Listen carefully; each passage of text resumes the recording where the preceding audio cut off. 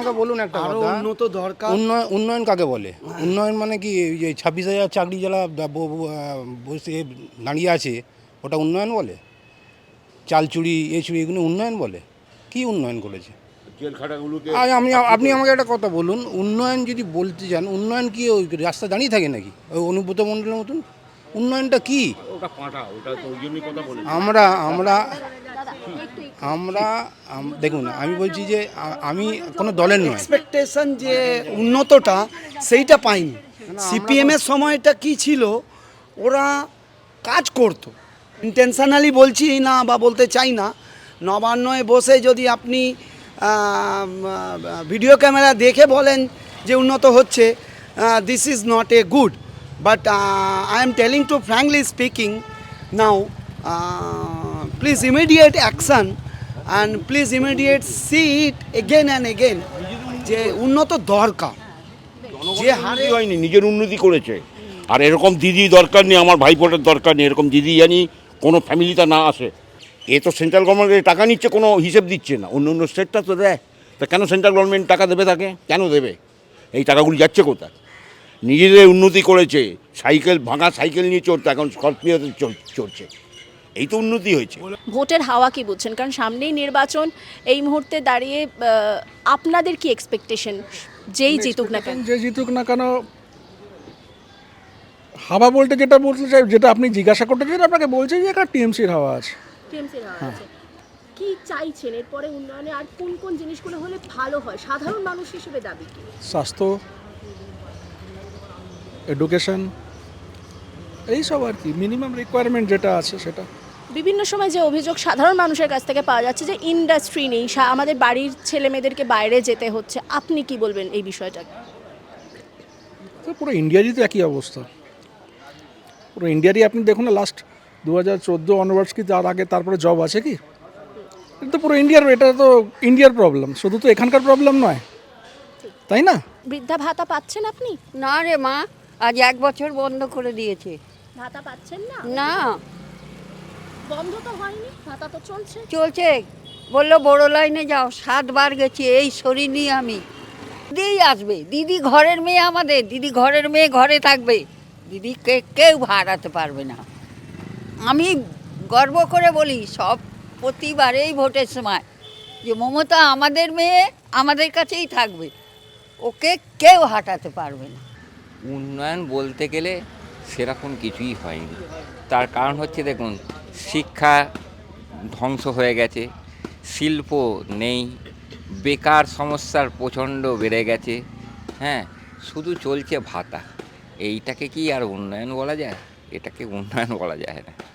মানে কে আসবে আমি বলতে পারছি না, তবে হাংও হতে পারে, হাংও হতে পারে। মানে হয়তো কেউই মেজরিটি পেল না, এরকম সম্ভাবনাও হতে পারে। কিন্তু এখনই আমি বলতে পারছি না, কারণ বিভিন্ন ওপিনিয়ন পোল দেখাচ্ছে কখনো ওদের ফেভারে, কখনো এদের ফেভারে। সুতরাং এখনই বলা সময় সামনেই নির্বাচন আছে, ভোটের হাওয়া কি বুঝছেন?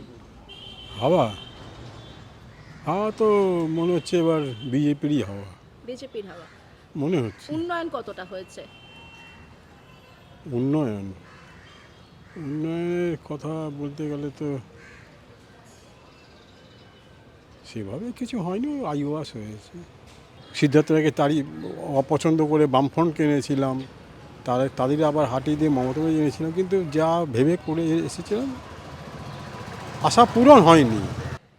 सबसे बड़ी समस्या यहाँ है कि जिस देश का कानून व्यवस्था ठीक नहीं है यहाँ का सरकार का, खाली जनता का व्यवस्था अच्छा है और मैं कुछ नहीं बोल सकता। আপনি তো গাড়ি চালান, রাস্তাঘাটে যান, আপনার কি প্রাইভেট গাড়ি নাকি আপনি কারোর গাড়ি চালান? यही तो हमारा गाड़ी আছে।